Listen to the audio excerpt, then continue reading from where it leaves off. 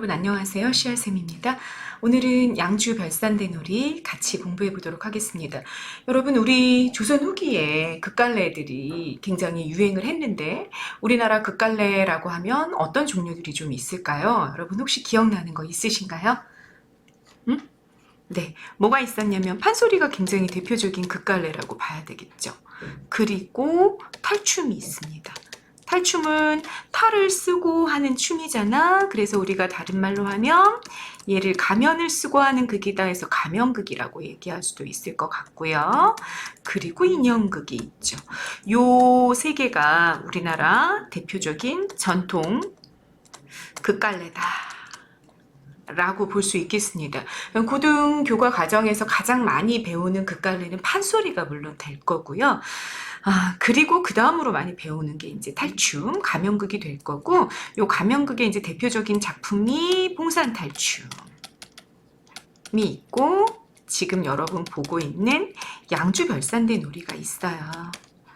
봉산탈춤이랑 양주별산대놀이는 이제 말뚝이라는 인물이 뭐 동일하게 등장하기도 하고 취바리도 등장하고 새님도 등장하고 그래서 인물들이 좀 겹치죠. 그런 부분들도 있고 그래서 둘의 공통점이나 차이점을 비교하라는 그런 문제가 많이 출제되기도 하고 그러죠. 네, 이게 이제 대표적인 작품들이고요. 인형극으로 이제 꼭두각시 노름이 있고 이런 작품들을 이제 주로 배우게 되는 거죠. 그 중에 여러분들은 오늘은 양주 별산대놀이를 배우고 가도록 하겠습니다. 자, 선생님이 양주 별산대놀이가 무슨 뜻인지 의미를 적어놨어요. 여기 한번 보십시다. 가면국을 서울과 경기도에서는 뭐라고 불렀다? 산대놀이라고 불렀다는 거예요. 산대라는 건 여러분 고려 때부터 있었던 말하자면 무대야. 가설 무대. 그러니까 임시로 꾸며지는 무대인 거죠. 옛날에 이제 지금식으로 뭐 얘기한다면 이제 서커스 공연단, 뭐 남사당패, 뭐 가면극을 놀이했던 배우들이었겠지. 뭐 이런 사람들이 이제 마을을 돌아다니면서 공연을 했단 말이에요. 그 사람들이 이렇게 왔을 때 옛날에 뭐 지금처럼 이렇게 극장이나 이런 게 세워져 있는 게 아니잖아. 그러니까 어떻게 했냐면 여러분 이렇게 대를 멀리 있는 사람들까지 봐야 되니까 대를 이렇게 높게 무대를 만든 거지. 무대를 이렇게 만들었어. 그리고 여기서 뭐 말하자면 서커스 공연 연극도 하고 뭐 불도 날리고 접시도 날리고 뭐 이렇게 공연을 했었던 거지. 그걸 이제 산대놀이라고 불렀단 말이야. 산대노름이라고 불렀고 요 무대가 뭐다? 산대란 말이지. 그런데 여러분 서울과 경기도에서는 가면극을 뭐라고 불렀다? 이렇게 산대에서 치러지는 놀이다 해서 산대놀이라고 불렀다는 거지. 근데 이 산대놀이가 이 대본이 양주지방으로 전해지는 거죠. 산대놀이가 양주지방에 전해져서 토착화되는 과정을 거쳤다. 그 지방에 지방색을 입히는 그래서 그 지방만의 독특한 이야기를 가지는 것으로 이 이야기가 발달하게 됐다라는 거죠. 그래서 이를 원래의 산대놀이 서울과 경기도 지방에서의 가면극인 거죠. 이걸 본래의 산대놀이다 해서 본산대놀이라고 부르고 이것과 구별해서 구별된 산대놀이다 해서 별산대놀이라고 불렀다는 겁니다. 그래서 지역명이 붙어서 어떻게 된 거야? 양주 별산대놀이가 됐다라는 얘기죠. 제목이 어떤 의미인지는 여러분 이해가 되셨죠? 양주에서 연행이 되었던 가면극이었구나 라고 여러분들이 이해하실 수 있겠습니다. 자, 핵심 정리 봅시다. 가면극이고요. 그리고 성격 골개적이다 그러면 여러분 어떤 의미로 쓰이는 거야? 웃음에 뭐가? 조롱 비판이 결합이 될 때, 네, 골개적이다라고 이야기하죠. 그래서 골개적이라는 건 여러분, 풍자적이라는 것과 비슷한 의미로 이해하고 가시면 되겠습니다. 자, 해학적이기도 합니다. 그냥 재밌는 거지. 막 웃음. 사실은 이 골개미다, 해양미다 하게 되면 요게 모두 다 뭐 안에 들어가 있어요. 희극미 안에 들어가 있잖아요. 코미디. 그러니까 웃음을 통해서 뭔가 이렇게 카타르시스, 감정의 정화를 가지고 온다든지 아니면 웃음을 통해서 그 비난의 강도, 비판의 강도를 웃음으로 이렇게 얼버무리면서 그러면서 어떤 누군가 어떤 원래 가지고 있던 현실에서의 어떤 권위를 추락시키고 싶을 때 사용하는 것이 이제 골개미인데 이 두 가지 모두 희극에 포함이 되고 있다라는 거 여러분들이 모두 알고 계실 겁니다. 제재는 뭐냐? 주제와 관련된 핵심 소재가 뭐였냐 하면 양반들의 의막을 정하는 거야. 의막은 지금식으로 얘기하자면 여관 같은 거지. 어딘가로 가가지고 임시 숙소를 정하는데 그게 의막이었단 말이에요. 양반들의 그 양반들의 의막 정하기가 제재가 되어 있습니다. 주제는 이 의막 정하기를 통해서 양반들의 허위와 무능에 대한 조롱과 비판이 이어지는 거다라는 거 주제 잡으시면 되고요. 봉산탈춤에도 아주 동일한 부분이 있죠. 그래서 그런 부분들 알고 가시면 되겠습니다. 자, 특징 보십니다. 전체가 8개의 과장으로 이루어져 있어요. 여러분 서양극에서는 말하자면 희곡이죠. 희곡에서는 막과 장으로 이루어져 있잖아요. 그죠? 막과 장으로 이루어져서 뭐 1막 2장, 1막 3장 이런 식으로 막은 이제 커튼이 내리는 거지. 커튼이 내렸다가 이렇게 올라가면서 크게 뭔가 하나가 바뀌는 걸 말하잖아요. 근데 그 막에 해당하는 것이 우리나라에서는 뭐다? 우리나라의 전통극에서는 과장이었어. 과장. 그래서 총 8개의 막, 8개의 과장, 8개의 장면으로 크게는 나눠볼 수 있을 거다. 그 얘기입니다. 근데 그 과장들이 어떻게 구성이 되어 있냐? 옴니버스식 구성으로 이루어져 있다라는 게 우리나라 가면극이 갖고 있는 굉장히 커다란 특징입니다. 옴니버스식 구성이라는 게 뭐냐? 그 밑에 정리해놨죠? 별표 체크하시고요. 보고 가십니다. 하나의 주제를 가지고 독립된 여러 개의 이야기를 늘어놓는 방식이다라는 거 여러분들이 알고 가시면 되겠습니다. 그러니까 예를 들자면 이런 거지. 사랑이 주제야. 사랑이 주제. 예전에 그런 영화가 있었는데 그 제목이 기억이 안 난다. 사랑이 주제예요. 그런데 3개의 이야기가 나오는 거야. 10대의 사랑을 보여주고 그 다음 30대의 사랑을 보여주고 그 다음 70대의 사랑을 보여줘. 그러면 여러분 여기 인물도 다 다르고 그리고 사랑의 어떤 모습이나 속성도 다 달라. 그런데 그 3개의 이야기가 서로 다른 이야기들이 사랑이라는 주제 안에 묶여 있는 거죠. 각각의 이야기들은 어떻다? 대단히 독립적으로 있다라는 얘기입니다. 독립되어 있는데 그런데 어쨌거나 사랑이라는 주제를 가리키고 있을 때 우리가 그걸 무슨 구성이라고 이야기한다? 옴니버스식 구성이다라고 이야기한다는 거예요. 근데 우리나라 가면극은요, 이 옴니버스식 구성이라는 특징을 가지고 있어. 그래서 이 과장과 과장들이 유기적이고 인과적으로 연결되어 있다라고 이야기하면 틀립니다. 다시 자 여기 독립되어 있어. 독립되어 있기 때문에 여러분 요 반대말이 뭐야?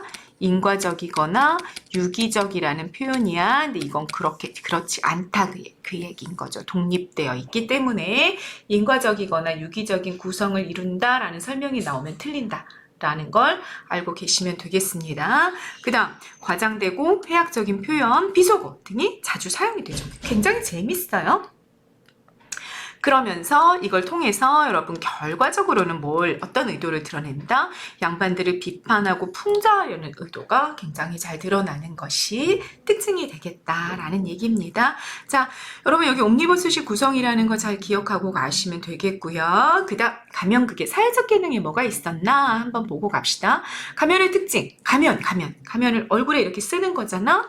풍자 대상보다 신분이 낮은 풍자 주체의 정체를 숨길 수 있었다. 그러니까 가면을 쓰고 극을 연행했던 그 당대의 광대들이죠. 광대들은 천민이었단 말이야. 그런데 여러분 풍자 대상은 누구였어? 풍자 대상은 양반들이었어. 또는 뭐 스님들이라든지 뭐 이런 사람들이었단 말이야. 그러니까 현실의 권위야. 현실의 권위.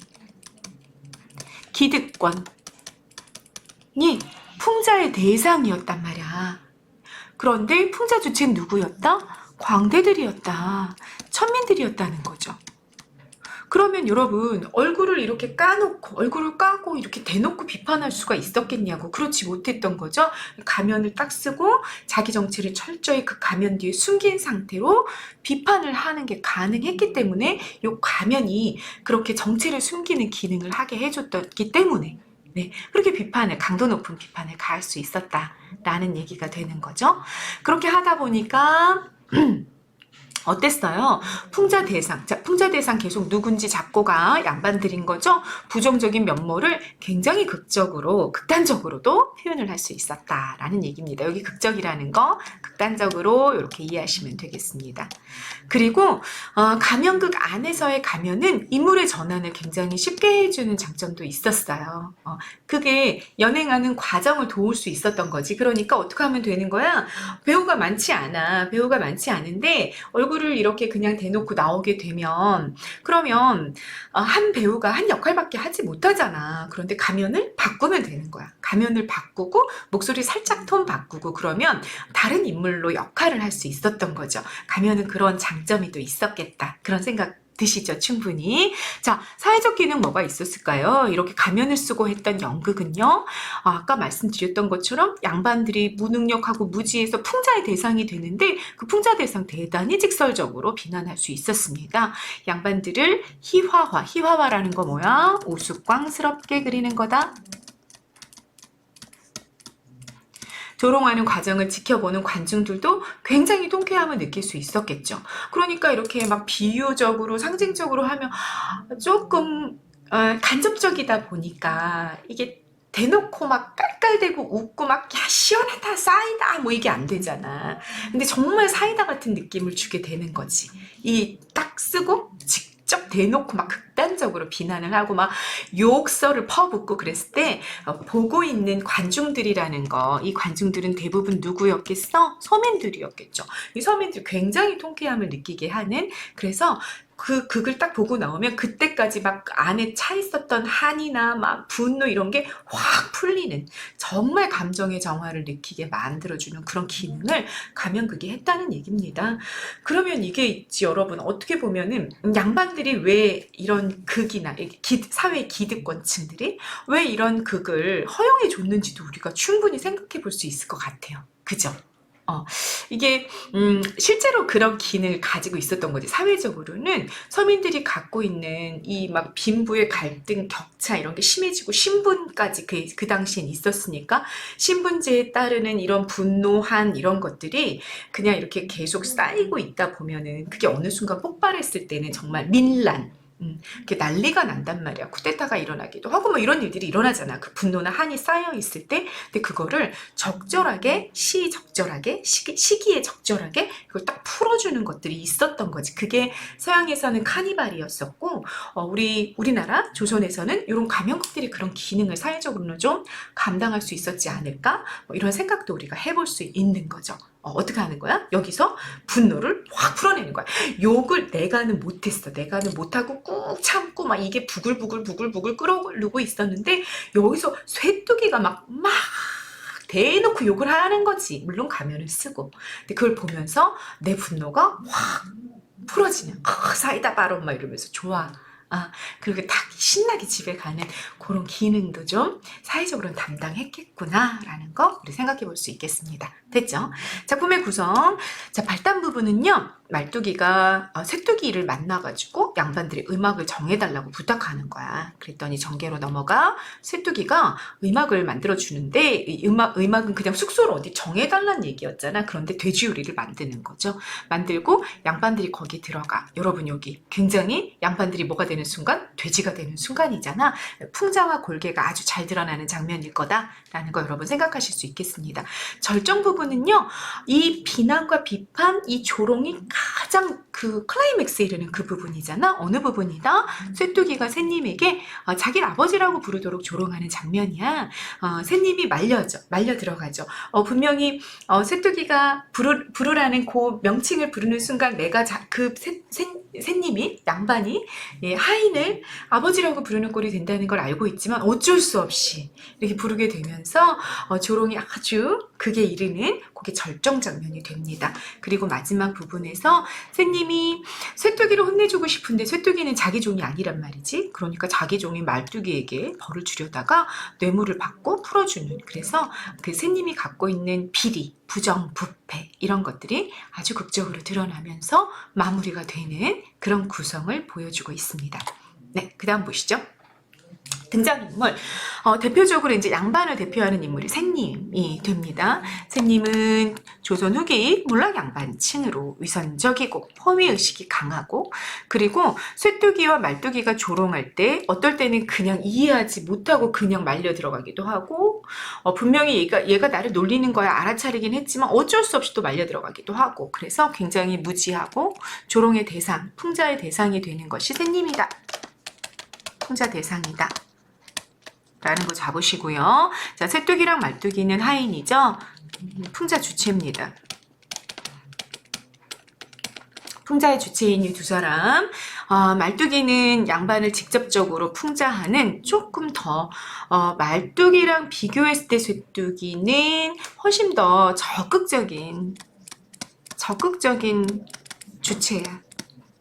말뚜기는 어떠냐면 셋님에게 복종하는 듯 하지만 뭐 셋님의 무지함과 무능함을 폭로하는 역할을 해서 우리가 이런 인물들이 이제 방자형 인물이라고 이야기하는데, 그렇지만 조금 쇠뚜기보다는 조금 수동적인 풍자의 주체라고 여러분들이 보시면 되겠습니다. 본문 보시면 여러분들이 아마 이해하실 수 있을 거야. 그때 선생님 다시 한번 잡아줄게요. 자, 방자형 인물이라는 것도 여러분 좀 알고 가십니다. 조선 후기에 우리 극갈래에 굉장히 많이 등장하는 인물 유형이 되죠. 어떤 인물이냐면 여러분 방자하면 혹시 기억이 나시나요? 어디에 나오냐면 심청전이란다. 춘향전에 나와요. 춘향전에 누구였냐면 이도령 있죠. 이몽룡의 하인이었어. 하인이 방자였죠. 근데 이 방자가 이몽룡을 정말 극진히 따르고 극진히 보살피고 뭐 아주 충성스러운 하인이죠. 그런데 따라다니면서 은근슬쩍 이몽룡을 막 비꼬고 조롱하고 조금씩 이렇게 골려먹는 그런 일들을 하는 거야. 그게 이제 새로운 인물 유형이, 그런 새로운 유형의 머슴이 춘향전에 나왔던 거죠. 판소리 여기에 나오고 나서 여기로부터 영향을 받아서 뭐 가명극이나 이런 작품들에 이렇게 양반을 모시는 하인인데 은근슬쩍 양반을 비꼬고 조롱하는 그런 일들을 옆에서 담당하는 무슨 감초처럼 깨알 재미를 주는 그런 하인들이 있었던 거지. 그래서 그런 하인들을 우리가 묶어서 뭐라고 부르게 되었다? 처음 출발했던 이몽룡의 하인 이름을 따서 방자형 인물이라고 부르게 됐다. 그 얘기입니다. 자, 그러니까 양반을 따르는 머슴이면서 양반 조롱 비판의 주체로 기능하는 그런 존재를 뭐라고? 방자형 인물이라고 한다라는 얘기입니다. 네, 그 다음 여러분, 작품에 드러난 이제 풍자와 해악, 요거는 좀 여러분들이 좀 머릿속으로 좀 기억하고 가실 필요가 있을 것 같습니다. 별표 5개를 하시고요. 사실은 좀 엄밀하게 말하면 조금 구별하고 가면 참 좋을 것 같다는 생각이 드는데, 천재김에서는 요거를 조금 모호하게 처리해 놓고 있는 부분이 있어. 그래서 선생님은 좀 그냥 정리하고 기억했으면 좋겠다라는 생각이 들어요. 풍자의 풍은 여러분, 요거는 이제 비유하는 거거든요. 그리고 자는 찌르는 거야. 비유를 통해 찌르는 거예요. 비유를 통해서 찔러. 그래서 요거 풍자는 간접적으로 비난하는 거죠. 간접적인 비판을 우리가 이제 보통은 풍자라고 이야기하게 된다는 거야. 요 개념 알고 계시면 좋겠고요.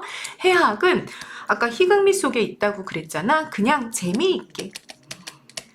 재미있는 웃음을 주는 거예요. 이렇게 좀 개념을 구별해 놓으시면 되겠습니다. 그리고 선생님은 일반적으로 풍자는 풍자미가 드러난다 그러면 이거는 골개미랑 별로 구별이 되지 않는 개념으로 선생님은 그렇게 정리를 해주고 있는데, 여기서는 뭐 골개적이다, 풍자적이다, 골개적이다라는 성격은 좀 잘 얘기를 안 하고 있고 풍자적이다라는 표현으로 바꿔서 쓰고, 같은 장면을 놓고서도 풍자도 있고 풍자도 있고 해학도 있고 이렇게 좀 놓고 있거든요. 살짝 애매하다는 느낌이 있는데, 어쨌든 이 출판사에 이 교재를 만든 분들은 그런 관점을 가지고 있으니까 우리가 그 관점을 좀 이해해서 받아들이려는 태도를 가지고 있으면 될 것 같습니다. 자, 풍자가 어떤 개념이다 라는 거, 뭐다?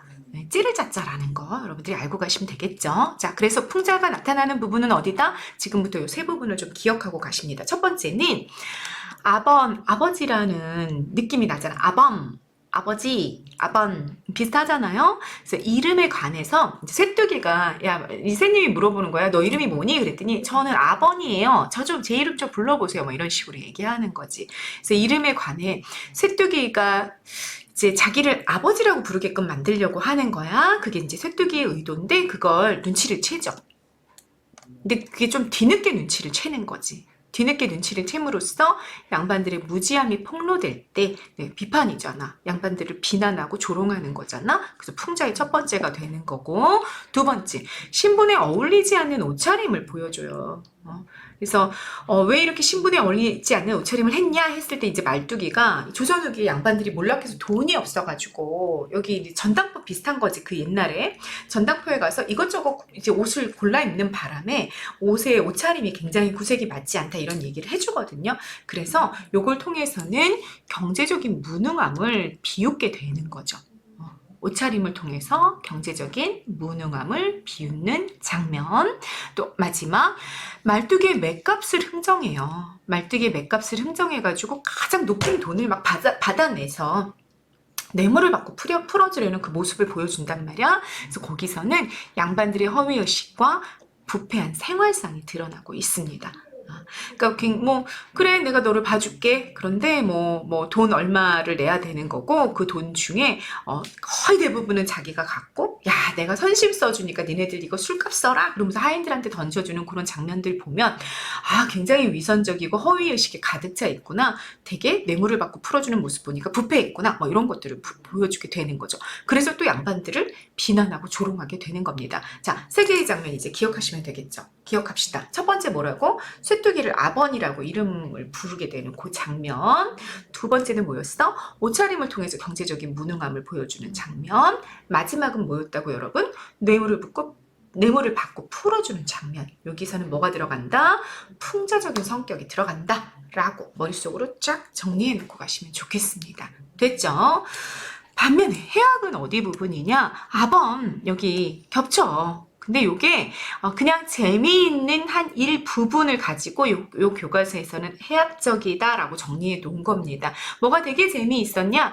관객들이 보고 막 깔깔깔깔 그냥 재미있어서 웃을 수 있는 장면이 뭐였냐? 그러면 아번이라는 쇠뚜기의 이름과 쇠뚜기 이름이 원래는 아번이 아니지. 그냥 양반들한테 그렇게 불러가지고 아버지라는 말 하는 걸 듣고 싶어서 그랬던 거잖아. 아번이라는 이름과 아범이라는 발음의 유사성을 통해 언어 유희를 하는 그 장면. 그러니까 언어 유희, 다른 쉽게 말하면 이거 말장난이잖아.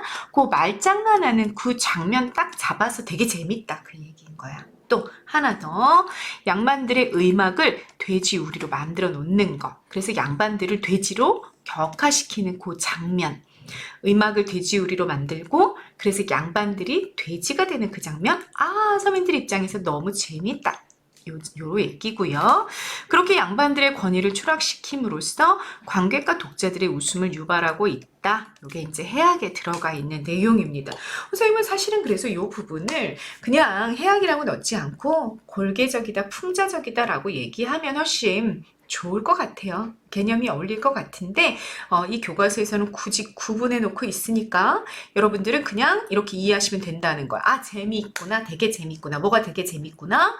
의막 정하는, 돼지우리로 정하는 그 장면이랑 그다음에 아범 해가지고 말장난하는 그 장면은 해학적이다, 되게 재밌다, 권위를 추락시킴으로써 굉장히 재미있는 웃음을 유발했다, 요건 해학이다, 이렇게 딱 정리를 해놓고 가셔라 그 얘기입니다. 됐죠? 자, 선생님이랑 한 번만 더 해봐요. 풍자는 뭐다? 풍자가 드러났던 부분은 이름에 담긴 의도를 뒤늦게 눈치채는 그 장면, 양반들의 무지, 또 옷차림 때문에 경제적인 무능력이 드러나는 그 장면, 또 마지막 뭐였어? 뇌물 받고 풀어줌으로써 부패와 위선, 허위가 드러나는 그 장면이다. 이렇게 잡으면 풍자다. 정리하시고요. 비판의 의도를 계속해서 뒷부분에서 잡고 있죠. 됐죠? 해악은 어느 장면이다? 그냥 웃기는 장면 잡으라 그랬어? 아범 언어 유희 나타나는 장면. 두 번째 뭐? 의막이 돼지요리가 되면서 거기 들어가는 양반들은 돼지로 바뀌는 그 장면. 됐죠? 그래서 권위가 추락됨으로써 웃음을 유발하는 그 장면들은 뭐다? 해학이다. 이렇게. 좀 선생님처럼 이렇게 보지 않고 쭉 잡아줄 수 있어야 돼. 됐나요?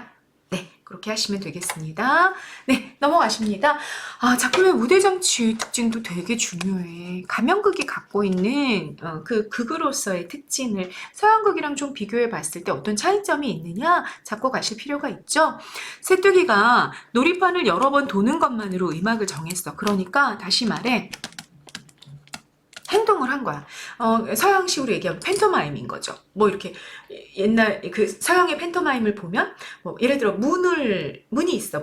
문이 있으면 이제 배우가 와가지고 틱 하고 이렇게 들어가는 그 시닝을 하는 순간 문이 나타나고 공간이 바뀌고 뭐 이런 게 이제 팬토마임이 있잖아. 근데 이 우리나라 가면국에도 그런 장면들이 있는 거죠. 쇠뚜기가 그냥 이렇게 채찍으로 이렇게 막 동글동글 원을 그리면서 이제 그려.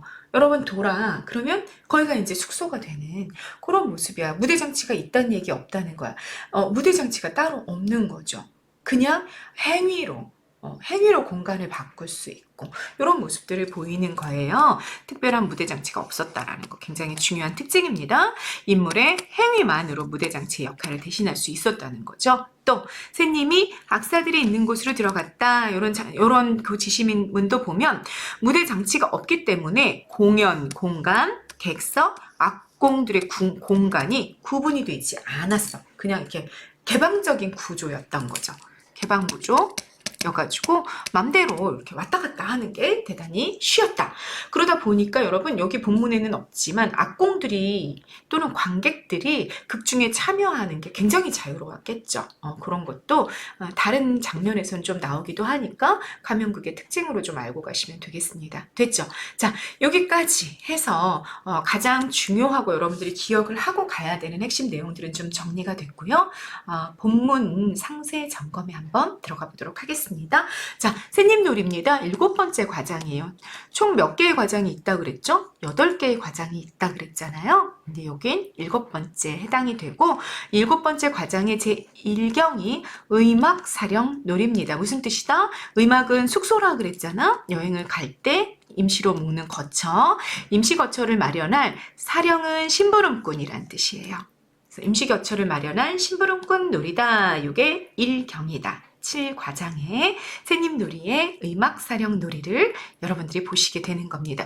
자, 여기 탈 나와 있어요. 여러분 교과서에 다 있죠? 말뚝이 탈 보이고요. 쇠뚜기 탈 혹은 취바리의 탈이 여기 해당이 되고 여기 보면은 도련님이랑 서방님은 얼굴색이 같아. 하얀색이고 새님은 좀 약간 되게 화가 많이 나 있는 것 같은 느낌이지? 이 쇠뚜기의 이 빨강색은 굉장히 좀 에너제틱한 힘이 넘치는 그런 모습으로 보여지고 새님은 뭔가 조금 뭐 술에 취한 것 같기도 하고 화가 나 있는 것 같기도 하고 네 그렇게 이제 가면이 만들어져 있다는 것도 한번 보시고요. 그 다음 자 본문 구체적으로 넘어가 봅시다. 말뚝이가 새님, 서방님, 도령님을 데리고 이제 무대 안으로 들어오는 거죠. 네, 무대 안으로 들어와서 새님은 어땠냐면 아까 봤죠? 붉은 털 쓰고 있었고 도포 입었고 꽃무늬 부채를 들고 머리에는 검은 배로 만든 유건을 썼대. 유건은 조선시대 유생들, 선비유자재, 선비들이 쓰던 두건이래. 그래서 외양이 어떤지를 지금 지시문을 통해서 알려주고 있는 중입니다. 서방님은 흰탈이에요. 흰탈, 도포 입었고 꽃무늬 부채, 머리에 관을 썼고 도령님은 역시 흰탈이야. 색깔 같아. 그리고 어린아이들이 명절에 입는 전복을 입었대. 그리고 손에 꽃무늬 부채를 들었죠. 자, 요 세 인물들이 어떤 옷차림을 하고 있는지를 지시문을 통해서 보여줬는데 보니까 어떻다? 아까 얘기했었죠. 신분에 어울리지 않아. 그래서 뭘 드러낸다? 경제적인 몰락상을 드러내는 거고 양반을 희화화시키고 있는 그런 장면이 되겠다라는 얘기가 됩니다. 됐죠? 말뚝이는요. 페랭이를 썼어. 친분이 낮은 사람들이 주로 쓰는 페랭이를 쓰고 대나무로 만든 채찍을 들었습니다. 자, 말뚝이의 신분이 뭐습니다. 라는 걸 알려주는 신분소도구가 뭐니? 라고 물어보게 되면 여러분 뭐라고 답하시면 된다? 페랭이랑 채찍이다 라고 답하시면 됩니다. 채찍을 들었다는 건 말뚝이가 마부의 역할도 담당하고 있었다 라고 우리가 정리해 볼 수 있겠죠. 자, 말뚝이는 이랬고요. 이때 취바리는 양반들이 임시로 거처할 것을 준비하는 의막사령인 쇠뚝의 역할을 한다.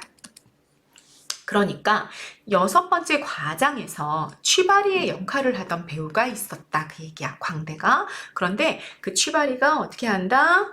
쇠뚜기로 탈을 이렇게 갈아 쓰는 거죠. 그쵸? 그래서 쇠뚜기 역할을 하게 된다. 그 얘기입니다.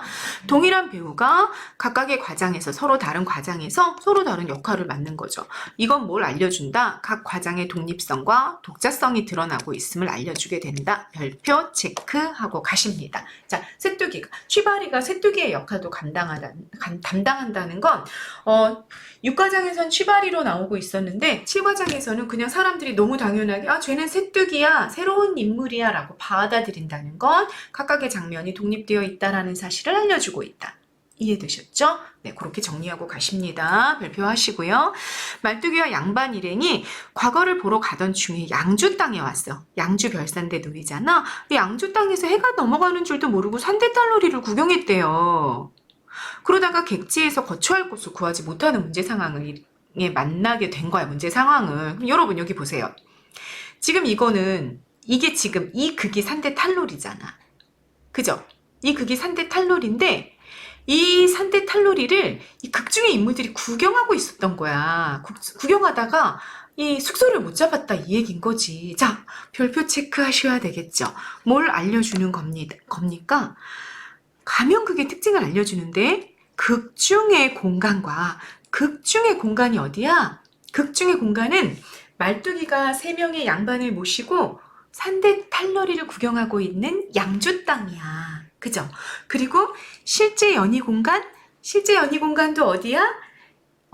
별산대 놀이가 진행이 되고 있는 양주의 이곳이지. 그래서 극중의 공간과 실제 연희 공간이 이렇게 만나서 겹치는 그 장면입니다. 그걸 알려주고 있다 그 얘기입니다.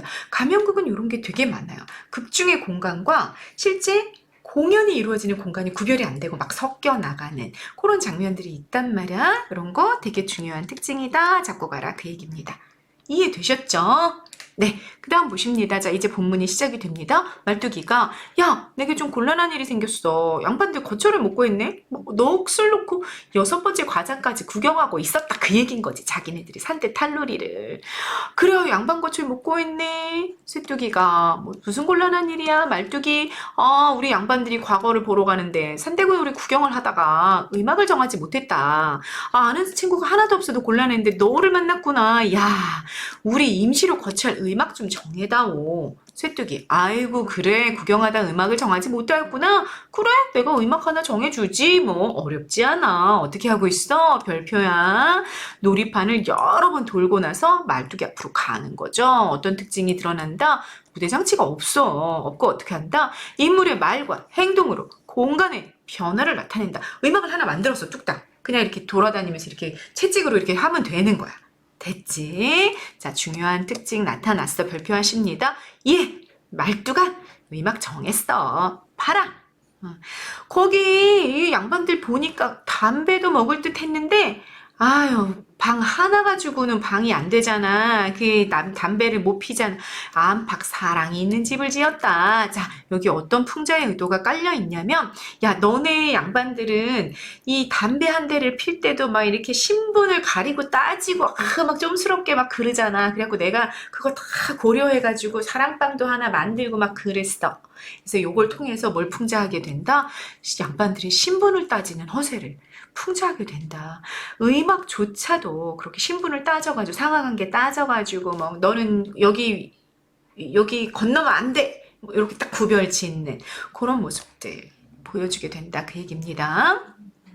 바깥사랑에는 동그랗게 말뚝을 돼지우리 같이 박고 안은 둥그렇게 담을 쌓고 문은 하늘로 냈다. 그러니까 뭐야 이렇게 이렇게 해가지고 의막을 하나 만들었다. 그 얘기인 거지. 뭐야? 돼지우리, 양우리, 뭐 이런 거죠. 마구간 뭐 이런 비슷한 거죠. 이 동물들의 거처를 만들었다 그 얘기인 거야. 자, 음악의 형상이 어떻다? 돼지우리다. 그래서 풍자의 대상인 양반을 돼지로 만들어 버리는, 그래서 골개미를 유발하는 장면이 여기다라는 거 잡고 가셔라 그 얘기입니다. 이만하면 되겠지? 그랬더니 말뚝이가 그럼 이야 고래당 같은 기아집이로구나 야 이렇게 말하는 거야. 표현법 뭐 쓰였어? 단어 쓰였죠? 그 방에 들어가자면 물구나무를 서야겠구나. 양반의 채통에는 어울리지 않는 행동을 유도하면서 어떻게 이렇게 건너가려니까 양반들은 막 이렇게 막 펄쩍 뛰고 이러는 것도 하면 안 되잖아. 그런데 되게 과장적으로 막 되게 이상한 행동을 하면서 들어가야 되겠네? 막 이렇게 놀리는 거지. 예, 그렇게 조롱하는 장면입니다. 쇠뚝이 그렇고 말고 그러면서 둘이 신났어. 그죠? 양반들의 음악을 정하면서 돼지우리 같은 것으로 정해주면서 막 둘이 신나가지고 놀리고 있는 장면이 나왔습니다. 됐죠? 그 다음 넘어가십니다. 말뚝이 아이고 야야 너하고 나하고 말하는 게 불찰이지 무슨 뜻이야. 야 이제 그만 말하자. 아유 이렇게 양반들 기다리게 하면서 농담은 그만하자 이렇게 말하는 거야. 양반들을 음악으로 모시기 위한 장면 전환의 표지가 되는 대사예요. 야 이제 그만 너랑 나랑 이렇게 농담 따먹기 그만하자 이렇게 한 거야. 그러면서 장면이 음악으로 모시는 것으로 장면이 바뀌고 있다 그 얘기야. 우리 양반들 안으로 모셔야겠다. 쇠뚝이 야 내가 뭔 상관이야. 넌 누군데? 말뚝이 나 그대 카인이야. 쇠뚝이 그럼 그 양반이 어디에 있느냐? 말뚝이 저 밖에 있다. 야 우리 어서 안으로 모시자. 그랬더니 쇠뚝이는 앞에 서고 말뚝이는 뒤에 서서 양반을 의막 안으로 모으는 소리를 하는데 보세요 여러분. 여기가 숙소입니다 이렇게 모시고 오는 게 아닌 거야. 고이 쇠뚝이와 말뚝이가 각각 앞뒤에 서서 돼지를 몰듯이 양반들을 대하고 있는 거야. 쇠뚝이는 되게 적극적이고 비판적인 성격이 여기 나오는 거죠. 쇠뚝이가 딱 앞에 서가지고 고이 이러면서 막 몰아오는 거지. 말뚝이는 쇠뚝이 뒤에서 채찍을 들고 돼지를 쫓듯이 소리를 치고 있단 말이야. 행동을 통해 양반을 풍자하는 거다. 여러분 돼지처럼 취급하고 있는 거니까 말뚝이는 쇠뚝이의 행동을 그런데 흉내내고 있는 거죠. 그래서 비판적이기는 하지만 쇠뚝이에 비해서는 조금 소심하거나 이렇게 우리가 잡아볼 수 있겠다라는 얘기입니다. 두두두 이러면서 이제 뒤에서 몰아가는 거죠. 그렇게 해서 양반들을 의막 안으로 몰고 들어갑니다. 그랬는데 여러분 양반들의 반응이 첫 대사를 볼까? 새님이 의막 안에 들어가 앉으며 예 말뚝아 이렇게 부르고 있는 거죠. 그럼 그 의막이 돼지우리라는 사실을 안다 모른다? 모르고 있는 거야. 무지야 무지. 양반들이 돼지 취급받았다는 사실을 인지하지 못하는 무지가 드러났다. 이게 풍자가 됐다. 라는 얘기입니다. 됐죠? 말뚝이가 네 새님 이 의막을 네가 정하였느냐 누가 정해주었느냐. 말뚝이 쇠뚝이를 보면서 예 우리 댁새님께서 우리가 거주할 의막을 누가 잡았느냐 하고 말씀하시기에 이 동네 아는 친구 쇠뚝이가 얻었습니다 했더니 그럼 계정 보자꾸나 하시는데 들어가서 네가 새님을 한번 뵙는 게 좋겠다 라고 말해. 쇠뚝이 야 내가 왜 뵈? 말뚝이 그렇지 않다. 자 요 대사 봅시다.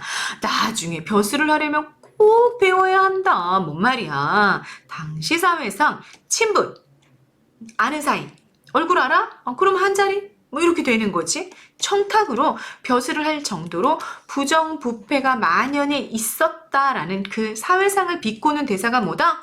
너 나중에 벼슬하려면 꼭 빼야 한다 우리 양반님을 라고 말하는 거. 그걸 통해서 우리가 알게 된다라는 얘기인 거죠. 여기도 발표하시고요. 그랬더니 쇠뚝이가 바로 어떡하냐? 그래? 그럼 네 말대로 봐야지. 자, 쇠뚝이 어떻구나. 말뚝이의 말을 듣기 전까지는 양반들을 깔보고 있었단 말이야. 내가 그 양반들을 뭐하러 봐?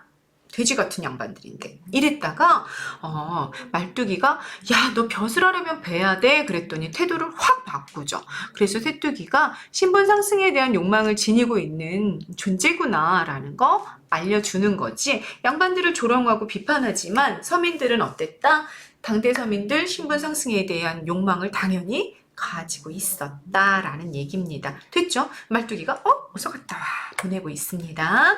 쇠뚝이 쳐라. 누구한테 쳐라? 악사들에게 악기를 연주해라 라는 얘기죠. 악사들이 타령잔단을 연주하면 서로 소통하고 있는 거야. 그러면 쇠뚜기가 춤을 추면서 양반 일행 앞뒤를 돕니다. 자, 요 장면, 춤을 추고 있는 장면인 거죠. 악기도 막 연주가 되고 있고요. 되게 흥겹겠다라는 거 여러분 머릿속으로 상상할 수 있잖아요. 관객의 흥을 돋우며 분위기를 고조시킵니다. 자, 가면극을 그래서 우리가 이걸 통해서 뭘 알 수 있다? 가면극에는 대사도 있고 춤도 있고 음악도 있었구나. 대사는 문학적인 요소였었을 거고 음악적인 요소, 연극적인 요소 이런 것들이 뮤지컬처럼 다 결합되어 있었구나. 종합예술이었구나 라는 거 이런 장면들을 통해서 우리가 알 수 있게 되는 거죠.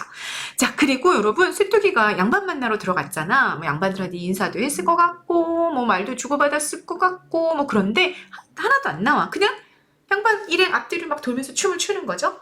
관객들도 신나가지고 막 박수도 하고 그랬겠지? 그러면서 양반 만나보는 장면 그냥 끝나버려. 음악과 춤을 통해 이제 생략을 해버리는 그런 부분들이 나와 있습니다.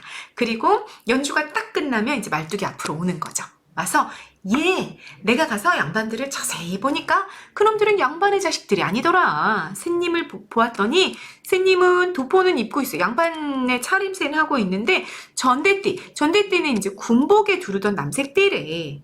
군복에 두르던 군인들 두르던 띠를 두르고 있고 두부보자기를 썼어? 두부보자기? 원래 새님은 여러분 6원 쓰고 있다고 그랬었잖아. 앞에 장면에서. 근데 그게 이제 두부 보자기와 유사하게 두부를 이렇게 걸을 때 쓰는 보자기랑 유사하게 생겼단 말이야. 그래서 두부 보자기 썼다 그래가지고 양반을 모욕하는 거죠. 그쵸? 머리에 두부를 걸을 때 쓰는 보자기 쓰고 있으니까 얼마나 우스꽝스러워. 그리고 꽃그림이 그려진 부채를 들었어. 그게 무슨 양반 자식이냐? 그 양반 자식이 아니다. 이유 뭐냐? 신분에 어울리지 않는 차림새를 하고 있지 않냐? 그 뭐 양반이야? 이러고 있는 거지. 한량의 자식이지. 한량 놀고 먹던 말단 양반계층 자식이지. 이렇게 말하는 거지. 또 서방님은 어떠냐? 관은 썼지만 그놈도 꽃그림이 그려진 그 놈 여러분 이런 게 뭔 거야? 비속어 활용하고 있는 거 확인하십니다. 한량의 자식 이런 것도 자식 뭔지 알죠? 내 새끼란 뜻 아니지. 남새끼란 뜻이죠. 비속어 활용하고 있는 거 계속 보십니다. 그게 무슨 양반의 자식이냐? 잡종이더라. 어우 비속어 막 극단적으로 나온다. 대단히 직접적으로 비판하고 있는 장면들 보입니다. 또 도련님 전복에 전대띠 메고 사당보자기 도령이 머리에 쓴 복건이 사당패 여러분 사당패 뭐야 서커스 공연하는 천민들이잖아. 사당패가 사용하는 보자기에 빈주어서 견주어서 또 양반을 모욕하는 그래서 양반들이 쓴 이 머리에 쓴 두건 같은 걸 가지고 막 일일이 다 양반을 비난하는 것으로 활용이 된 거 확인이 되셨죠? 그놈도 양반의 자식이 아니더라. 이렇게 비속어를 사용하면서 양반들 비난하고 조롱하는 장면 나왔습니다. 말뚝이 아유 그건 아니야. 그 댁이 가난해서 또 뭔가 변명해 주는 것 같은데 사실은 뭔 거야. 경제적인 무능력을 비난하는 장면 대사가 나옵니다. 그 댁이 무척 가난해. 세물전에서 물건 빌려주던 가게래 빌려 입고 와서 구색을 맞추어 의관을 입지 않아서 그렇다. 자, 뭘 보여준다? 양반계층의 경제적인 몰락상을 보여준다. 그래서 양반들의 경제적인 무능력, 시대 상황에 적응하지 못하고 몰락해 갔던 그 모습이 이 장면에서는 또 희화화가 됐다. 그 얘기가 되는 거죠. 됐죠? 쇠뚜기 아이고 그래 아이고 옷을 빌려왔구나 아유 그래 알았어 역시 조롱하는 거 양반들의 외양을 말하며 조롱하는 장면이 끝났습니다. 그 다음 보십니다. 쇠님 앞에 꿇어 앉아있는 쇠뚜기를 향해 여봐라 이놈 쇠님이 불렀어. 쇠뚜기 아유 내 이름이 버젓이 있는데 어떤 놈이 오 쇠님 보고 어떤 놈이 나더러 이놈이래. 되게 직접적으로 되게 비판적으로 이렇게 막 대놓고 대들고 있는 거 보이시죠? 그래서 적극적이라고 얘기한 거야. 쇠님, 네 이름이 뭐냐? 쇠뚜기, 내 이름은 아첨 아짜 번개번자요. 뭐야? 의미가 뭐야? 아첨을 번개같이 능숙하게 하는 사람이란 뜻이래. 아첨 아짜 번개번자 그랬으니까 아첨을 번개같이 능숙하게 그러면서 새님이 부르시기에 네, 새님이 부르시기에 아주 적당한 이름이요. 한번 불러보시오. 라고 말했어. 저는요, 번개같이 아첨을 잘하는 사람이에요. 제 이름은 아번이에요. 불러보시죠. 이렇게 말한 거야. 근데 여러분 아까 이미 얘기했죠? 요거 아범이랑 발음이 비슷하기 때문에 언어 유희 사용되는 부분이라고 조롱하는 말투로 말했을 거라. 근데 이 사람이 새님이 그걸 듣고 아첨할 아자 번개번자가 있다라는 사실 잘 모르는 거지. 그래서 그래? 네 이름이 좀 되게 독특한 이름이다. 얘 이름, 이놈의 이름이 왜 이리 평평하냐? 버나 이렇게 불렀단 말이야. 쇠뚜기가 새님은 글을 배우셨으니 붙여서 불러보시오. 새님 이름을 불러보지도 못하고 쩔쩔매면서 이놈의 이름이 왜 이리 팽팽하냐? 버나. 자, 뭐야 여러분.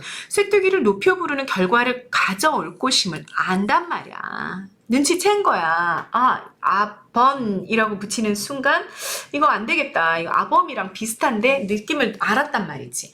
그랬는데 글을 배우셨으니까 한번 붙여서 불러보세요. 이렇게 쇠뚜기가 요청을 하니까 아니 글을 배우셨잖아요. 이름을 붙여서 한번 불러보세요. 이렇게 쇠뚜기가 요청을 하니까 그걸 거절하지 못하고 자기가 글을 아는 사람이라는 티는 내야 되겠다. 는 거지. 허세는 좀 부려야 되겠는 거지. 그러니까 아이고 야 이거 이름이 왜 이렇게 팽팽하니 이렇게 좀 부르기가 힘드냐 뭐 이런 식의 얘기를 하는 거지. 그러면서 버나 또 이렇게 부르는 거야. 난처해 하는 거죠. 쇠뚜기 아니라니까요. 그러지 말고 어서 불러요. 글을 배우셨으니 바로 붙여서 불러요. 어서 빨리 외칠질 매세요. 새님 아짜 번자야 이렇게 또 떼서 불러? 어구 이것 보게 아짜 번자가 뭐요? 도대체 새님이 글을 배웠소? 어서 그러지 말고 붙여 불러요. 새님 붙여서 불러보지 못하고 쩔쩔매며 뭐 이러고 있었지. 그래서 쇠뚜기가 막 재촉하니까 새님이 이상한 이름도 다 봤다. 왜 이리 팽팽하냐? 아번 이렇게 부르는 거야. 표현기법보다 언어 유희다. 어떤 언어 유희? 말장난이 쓰였다. 아첨을 번개같이 하는 사람이라는 의미의 아번과 아버지의 아범, 동음 이어라고 하셔도 되고요. 여러분 발음의 유사성 해도 괜찮겠죠? 아번과 아범이니까 정확하게는 발음의 유사성이라고 하는 게 더 좋겠다. 그지? 이걸 활용하는 말장난을 했어. 그래서 결국은 새님이 어떻게 하게 만든 거야? 아범하고 아버지라고 부르게끔 만들어 버린 거죠. 양반을 조롱하려는 쇠뚜기의 의도에 결국은 농락을 당해 버리는 겁니다. 그랬더니 말뚝이가 옆에 있다가 새님을 향하여 왜 그러느냐? 자신을 아버지라고 부르는 양반에게 반말로 답함으로써 양반을 슬쩍 모욕하는데 껴들어가는 말뚝이의 모습까지 확인을 하게 되는 겁니다. 자, 그래서 아버지라고 부르면서 농담하는 이 말장난을 통해 양반을 조롱하는 장면이 여기서 또 끝납니다. 그 다음 보십니다. 새님, 놀림을 당한 게 너무 분한 거지. 알면서 당한 거야. 이놈들아, 남의 집종 쇠뚜기는 용서해주고 우리 집종 말뚝이는 잡아들여라. 뒤늦게서야 놀림당한 거를 깨닫고 분노하면서 남의 집 종 대신 만만한 자기 집 종을 벌하려는 아주 소심하면서도 권위적인 모습이 또 드러나죠. 다 풍자의 대상이 됩니다. 쇠뚜기, 네 신이 나서 말뚝이에게 야, 너 큰일 났다? 너 양반댁 다닌다고 허세를 함부로 부리더니 자, 여러분 양반이 권위를 가지고 있는데 그 양반의 하인이기 때문에 나도 권위를 부려 라는 얘기잖아. 쇠뚜기의 말은 관련한 자성어 뭐가 있죠? 호가호위가 있죠. 호랑이고요. 호랑이 호고 여기 호는 여우 호자야. 그래서 호랑이의 권위를 등에 업고 여우가 위세를 부릴 때 남의 권위를 등에 업고 자기가 되려 위세를 부릴 때 우리가 호가 호위라고 이야기하는 거죠. 그리고 허세를 부린다 그랬으니까 허장성세 들어가도 되겠지. 말뚝이가 그랬던 거는 아니야. 실제로는 앞에서 그런 장면은 그렇게 느껴지진 않았죠. 근데 그냥 이렇게 하는 얘기인 거지. 야, 너 쇠뚜기가 이제 골리는 거지. 또 이러면서 말뚝이랑 서로 치고받고 뭐 이렇게 아웅다웅 뭐 이러는 장면들을 보여줘서 관객들에게 재미를 유발하게 되는 거지. 양반댁 다닌다고 허세 함부로 부리더니 잘 걸려들었다. 이놈 권세는 10년을 가지 못하고 자 관련한 자성어 뭐야? 권세는 불, 아닐 불자 10년, 권불 10년이라는 한자성어 기억하고 가십니다. 꽃은 열흘을 피어있지 못한다더라. 관련 한자성어 뭐 있어? 꽃화자, 무 없을 무자, 10일 동안 붉을 홍자. 꽃은 10일 동안 붉을 수가 없다. 그러니까 인간이 가지고 있는 뭐 돈이라든지 권력이라든지 이런 거 결국 오래가지 못한다. 그 얘기를 하는 거죠. 어서 가자. 지체하지 말고 빨리 들어가자. 말뚝이에 패랭이는 벗겨서 쓰고 채찍을 뺏으려고 하는 거죠. 그랬더니 말뚝이가 야 너 미쳤어? 내가 무슨 허세를 부렸어? 쇠뚝이 아이 잔소리 말고 가자. 얘 너 술 취했느냐? 쇠뚝이 양반께서 너를 잡아들이려고 분부하셨다. 어서 들어가자. 쇠님 말뚝이를 잡아들여 왔습니다. 이렇게 말하는 장면 나왔습니다. 자 여러분 여기 같은 경우는 양반의 권위가 아직 살아있음을 알 수 있다. 그지? 양반들의 권위가 있기 때문에 그 권위를 등에 업고 말뚝이가 허세를 부렸다라고 쇠뚝이가 말하기도 하고 양반이 너 잡아오라 그랬으니까 내가 너 잡아가는 거야 했을 때 말뚝이가 잡혀오잖아. 이런 걸 보면 아직은 권위가 남아있구나 라는 거 알 수 있게 된다는 거죠. 그리고 여러분 요 마지막 장면도 보십니다. 어서 들어가자. 그랬어? 말뚝이 데리고 가서 뭐 어떤 새님이 머물고 있는 공간으로 들어가야 되잖아. 그런데 그냥 새님을 향해서 말뚝이를 잡아들였습니다. 이렇게 말하는 거지. 무대장치가 있어요? 없어요? 무대장치가 없어요. 무대장치가 없어서 공간이 분할이 되어 있지 않아. 그냥 새님은 그러니까 무대 위에 그냥 있었겠지. 이 무대라는 건 마당이죠. 마당. 아니면 산대 위에 그냥 있었는데 마치 무대에 없는 것처럼 이렇게 있었던 거야. 그리고 쇠뚝이가 말뚝이 잡아오면서 쇠님을 향하여 말뚝이를 잡아드렸습니다 하는 순간 다시 이제 거기가 의막 안이 돼버리는 거죠. 무슨 말인지 아셨죠? 그래서 특별한 무대 장치 없이 배우들이 그냥 같은 공간 안에 있으면서 대사나 행동을 통해 공간이 쫙쫙쫙 계속해서 자유롭게 바뀌어가는 그런 특징을 확인하게 되는 겁니다. 쇠님, 그놈을 엎어놓고 대매에 물고를 올려라. 뭐야 대매는 큰 매라는 얘기고요. 여러분 물고를 올리다라는 거는요. 죽이다라는 뜻의 옛말이에요. 죽여라. 큰 매를 때려서 죽여라. 이렇게 말하는 거야. 양반의 모두 드러나 폭력성도 드러나죠. 쇠뚝이 지당한 분부십니다. 말뚝이를 엎어놓습니다. 자 양반의 권위가 남아있는 거 계속 확인했어요. 우리 너 양반 앞에서 매를 맞아 죽을 모양이니 어떻게 할 거야? 야 가만히 좀 때려. 살살 때려. 그러는 거지. 새님이 야 무슨 은둔들을 하는 거야? 쇠뚝이 다름이 아니라 이놈이 새님 앞에서 매를 맞으면 죽을 것 같으니까 형량을 줄여달라고 애걸을 합니다. 아유 안 돼. 쇠뚝이 야 어떻게 할 거야? 새님 또 무슨 공론이야? 어서 바른 대로 말해. 너네들끼리 뭐라고 속삭대는 거야? 바른 대로 말해. 쇠뚝이 네 소인이 쇠님을 속일 리가 있겠습니까? 말뚝이가 된량을 준다고 합니다. 5냥을 뇌물로 바치고 풀어달라고 합니다. 안 돼. 쇠뚝이 말뚝이에게 야 큰일 났다. 쇠님을 보며 5냥 아니고 10냥을 준다고 합니다. 안 된다. 이거 큰일 날래.